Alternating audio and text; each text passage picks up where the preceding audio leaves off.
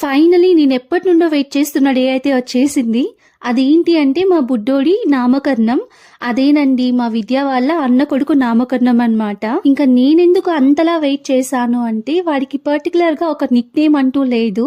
వాళ్ళ అమ్మమ్మ వాళ్ళకి నచ్చినట్టు వాళ్ళ అమ్మమ్మ వాళ్ళు, నానమ్మ వాళ్ళకి నచ్చినట్టు నానమ్మ వాళ్ళు, అలా ఎవరికి నచ్చిన నేమ్ తో వాడిని అలా పిలుస్తూ ఉన్నారు.